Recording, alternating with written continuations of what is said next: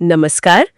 आज हम एक दिलचस्प दुनिया में गोता लगा रहे हैं, एंडी वेयर के उपन्यास आर्टेमिस की दुनिया में। हमारे पास जो जानकारी है वो आर्टेमिस चंद्र शहर का रोमांच नाम के स्रोत पर आधारित है।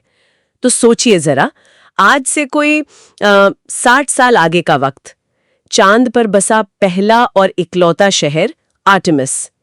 सारी कहानी इसी शहर के इर्द गिर्द घूमती है। आज इस चर्चा में हम समझने की कोशिश करेंगे कि ये शहर आर्टेमिस आखिर चलता कैसे है, इसके मुख्य किरदार जैज बशारा कौन है, कहानी में क्या उतार चढ़ाव आते हैं, और हाँ, इसमें जो साइंस बुना गया है उसे भी कुरेदेंगे। तो चलिए शुरू करते हैं। हाँ बिल्कुल। आर्टेमिस शहर मतलब ये कोई खुला शहर नहीं है। ये 5 बड़े आपस में जुड़े हुए डोम्स हैं। नाम भी बड़े दिलचस्प हैं। Armstrong, Aldrin, Conrad, been, shepherd, सब अपोलो मिशन वाले नाम। और इसकी जो अर्थव्यवस्था है वो चलती है मुख्यतः टूरिज्म पर, फिर चांद पर जो लोकल इंडस्ट्रीज हैं उनसे, और एक बहुत बड़ा हिस्सा है हीलियम 3 का निर्यात जो पृथ्वी के लिए होता है। दिलचस्प बात यह है, जैसा आपने कहा, कि शहर का कंट्रोल है केन्या स्पेस एजेंसी यानी केएससी के पास। अब ये थोड़ा अजीब लग सकता है, पर वजह यह है कि केन्या ने ही सबसे पहले मतलब प्राइवेट स्पेस ट्रैवल और चांद पर कॉलोनी बसाने को लीगलाइज किया था। और अंदर का माहौल वो तो बहुत ही कंट्रोल्ड है। हवा, पानी, प्रेशर, हर चीज पर कड़ी नजर रखी जाती है। रहना आसान नहीं है वहाँ। बिल्कुल। और इसी कंट्रोल्ड माहौल में रहती हैं हमारी main character Jasmine Jaz Bashara. Jaz के बारे में क्या कहेंगे, कैसी है वो? जैज, हाँ, वो काफी होशियार है, बहुत शार्प दिमाग, थोड़ी व्यंग्यात्मक मतलब सार्कास्टिक, और काफी हद तक बागी किस्म की। वो आर्टेमिस में गुजारा करने के लिए कुली का काम करती है, और साथ में, जैसा आपने बताया, पार्ट टाइम तस्कर भी है। हाँ, यही बात मुझे थोड़ी अजीब लगती है। अगर वो इतनी होशियार है, इंजीनियरिंग और केमिस्ट्री में भी उसकी पकड़ अच्छी है, तो फिर वो ये छोटे मोटे और गैर कानूनी काम क्यों कर रही है? अपनी काबिलियत से कम क्यों जी रही है? यही तो जैज के कैरेक्टर का मतलब एक अहम पहलू है। वो सिस्टम से खुश नहीं है, उसे नियम कायदे पसंद नहीं। आर्टेमिस की जो सामाजिक बनावट है, जो गरीबी उसने देखी है, उससे वो फ्रस्ट्रेटेड है। वो ज्यादा पैसा कमाना चाहती है, जल्दी कमाना चाहती है, ताकि वो उस माहौल से निकल सके। उसे लगता है कि सिस्टम उसे वो मौका नहीं दे रहा जो वो डिजर्व करती है, तो वो अपने रास्ते बनाती है, भले ही वो टेढ़े हों। अच्छा, और यही कहानी में एक बड़ा मोड़ आता है जब एक अमीर व्यापारी ट्रॉन्ड लैंडबेक जैज के पास एक ऑफर लेकर आता है। ऑफर भी कोई छोटा मोटा नहीं, बल्कि काफी खतरनाक। हाँ बिल्कुल। ट्रॉन लैंडवेक वो जैज से कहता है कि वो सांचेज एल्यूमिनियम कंपनी के जो ऑटोमेटिक हार्वेस्टर्स है ना, उन्हें तबाह कर दे। मतलब सीधा सीधा तोड़ फोड़ का काम। पर क्यों? सांचेज एल्यूमिनियम से ट्रॉन की क्या दुश्मनी थी? मामला ये है कि सांचेज एल्यूमिनियम सिर्फ एल्यूमिनियम नहीं निकालता चांद की चट्टानों से, उस प्रोसेस में बाई प्रोडक्ट के तौर पर ऑक्सीजन भी बनती है। और आर्टेमिस जैसे बंद शहर के लिए ऑक्सीजन का मतलब है जिंदगी। तो एक तरह से सांचेज का एल्यूमिनियम पर तो कंट्रोल था ही, हवा पर भी उसका एकाधिकार बन गया था। ट्रॉन्ड इस मोनोपोली को तोड़ना चाहता था, और इस काम के बदले वो जैज को देता है 10 लाख स्लग का ऑफर। 10 लाख स्लग? ये आर्टेमिस की करेंसी है? हाँ, स्लग्स आर्टेमिस की अपनी मुद्रा है, और 10 लाख स्लग जैज के लिए बहुत बड़ी रकम है। इतनी कि उसकी पूरी जिंदगी बदल सकती है, गरीबी से छुटकारा, इज्जत, सब कुछ। तो जाहिर है जैज ये ऑफर ले लेती है। पर ये हार्वेस्टर्स तबाह करना, इसमें तो साइंस का काफी रोल होगा। आपने थर्मिट का जिक्र किया था, ये क्या चीज है? हाँ, यहीं पर साइंस फिक्शन वाला मजा आता है। जैज इस्तेमाल करती है थर्मिट का। थर्मिट, हाँ। ये एल्यूमिनियम पाउडर और आयरन ऑक्साइड का एक मिक्सचर होता है। जब इसे जलाया जाता है तो ये भयानक तेजी से जलता है और बहुत ज्यादा गर्मी पैदा करता है, इतनी गर्मी कि स्टील जैसी धातु भी पिघल जाए।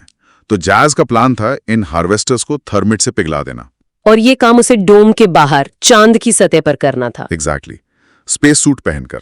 अब सोचिए जरा, चांद का माहौल, ग्रेविटी पृथ्वी की सिर्फ 16, कोई हवा नहीं यानी कंप्लीट वैक्यूम, और तापमान धूप में बहुत ज्यादा गर्म, छांव में भयानक ठंडा।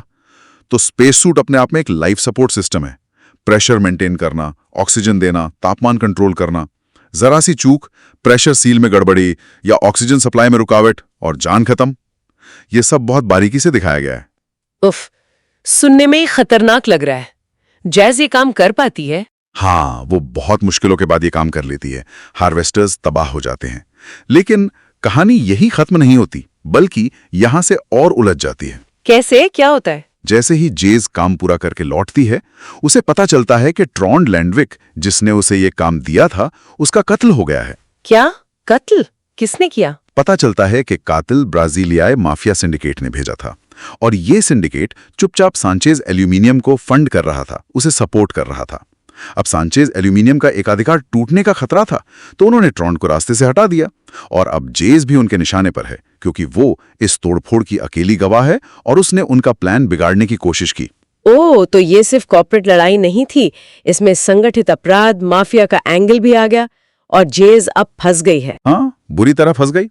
उसे समझ आता है कि यह सब सिर्फ सांचेज के एकाधिकार का मामला नहीं है, ये एक बड़ी साजिश है मनी लॉन्ड्रिंग करने की और धीरे धीरे आर्टेमिस पर अपना कंट्रोल जमाने की, जिसमें सांचेज एल्यूमिनियम सिर्फ एक टूल है। तो अब जैज क्या करती है? वो अकेली है, माफिया उसके पीछे है, पुलिस भी शायद उस पर शक कर रही होगी। वो जैज है, वो हार नहीं मानती। वो एक बहुत ही हिम्मत वाला, बल्कि कहें तो दुस्साहसी प्लान बनाती है। वो फैसला करती है कि अगर बचना है तो जड़ पे हमला करना होगा। वो सांचेज एल्यूमिनियम के मुख्य स्मेल्टर, मतलब जहां वो धातु गलाते हैं, उसी प्लांट को निष्क्रिय करने का प्लान बनाती है। पूरे स्मेल्टर को? ये तो और भी खतरनाक होगा। हाँ, बहुत ज्यादा। इसमें उसे हाईटेक सिक्योरिटी सिस्टम को भेदना है, फिर उसे स्मेल्टर के सेंट्रल प्रोसेसिंग यूनिट को ओवरलोड करने के लिए एक पावर सर्ज, मतलब बिजली का एक तेज झटका पैदा करना है। इसमें हैकिंग स्किल्स का भी इस्तेमाल होता है, और एक खतरा ये भी है कि इस पावर सर्ज से कहीं पूरे शहर की बिजली ना गुल हो जाए या लाइफ सपोर्ट सिस्टम में कोई गड़बड़ी ना हो जाए। और एक पॉसिबिलिटी ईएमपी यानी इलेक्ट्रोमैग्नेटिक पल्स के इस्तेमाल की भी है, जो इलेक्ट्रॉनिक सिस्टम को ठप कर सकता है। बाप रे, मतलब दाव पर अब पूरा शहर लगा है। क्या होता है आखिर में? अंत में जैज कामयाब होती है, स्मेल्टर निष्क्रिय हो जाता है, लेकिन ये सब बिना नुकसान के नहीं होता। इस पूरी अफरा तफरी में वो अनजाने में शहर की ऑक्सीजन सप्लाई लाइन में एक लीकेज कर देती है। शहर पर दम घुटने का खतरा मंडराने लगता है। ओह नहीं, ये तो बहुत बुरा हुआ। हाँ, लेकिन यहीं पर जैज का असली हीरोइज्म सामने आता है।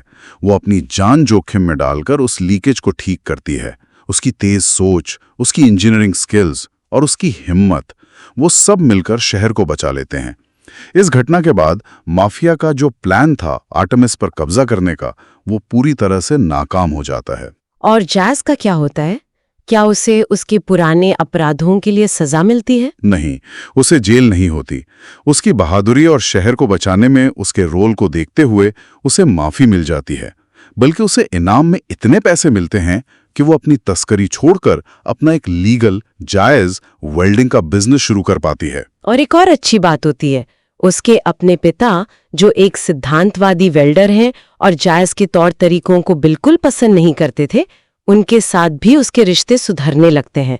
वो जायज की हिम्मत और बदलाव को पहचानते हैं। वाह, तो अंत भला तो सब भला। अच्छा, इस पूरी कहानी में विज्ञान की बातें तो बहुत हैं। आपने थर्मेट, ईवीए सूट्स के बारे में बताया, और क्या क्या है? हाँ, विज्ञान तो इस कहानी की बुनियाद है।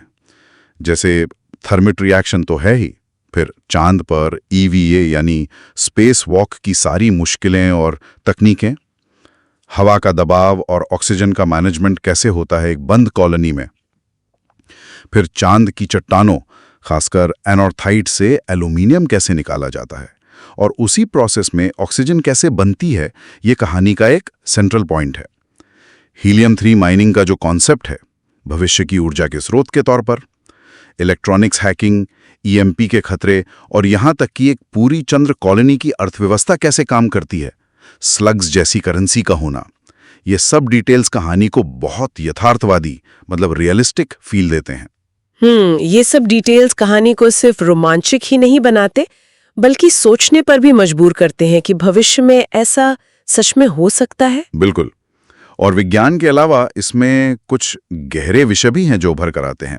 जैसे कि एक बेहद खतरनाक और अनजान माहौल में इंसान कैसे जीता है, सर्वाइवल की लड़ाई, फिर व्यक्ति की अपनी इच्छाएं, उसकी आजादी, और दूसरी तरफ समाज के नियम, अधिकार, इनके बीच का जो टकराव है। एक और बड़ा सवाल है नैतिकता का।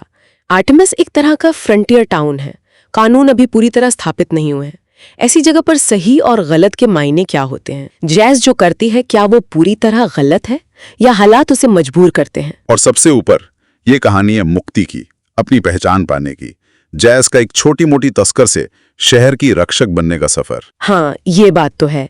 जैज़ बशारा का सफर सिर्फ एक एक्शन पैक्ड मिशन नहीं है, बल्कि उसके अपने अंदर के बदलाव की, उसकी व्यक्तिगत मुक्ति की कहानी भी है। सही कहा। और मेरे ख्याल से ये उपन्यास ये भी दिखाता है कि इंसान कितने साधन संपन्न, कितने क्रिएटिव और जुझारू हो सकते हैं मुश्किल हालात में। और साथ ही ये चांद जैसे नए फ्रंटियर्स पर जीवन बसाने में जो चुनौतियां आएंगी और जो संभावनाएं खुलेंगी, उनकी एक मजेदार झलक भी देता है। बिल्कुल। तो आज की चर्चा के अंत में हम अपने सुनने वालों के लिए एक सवाल छोड़ जाते हैं। जरा सोचिए, जब इंसानियत चांद, मंगल या उससे भी आगे नई बस्तियां वसाएगी, तो वहां समाज कैसे बनेंगे, कानून कैसे विकसित होंगे, नैतिकता के पैमाने क्या होंगे? क्या इंसानी फितरत अपनी तमाम अच्छाइयों और बुराइयों के साथ जगह बदलने पर भी वैसी ही रहेगी या कुछ बदलेगी?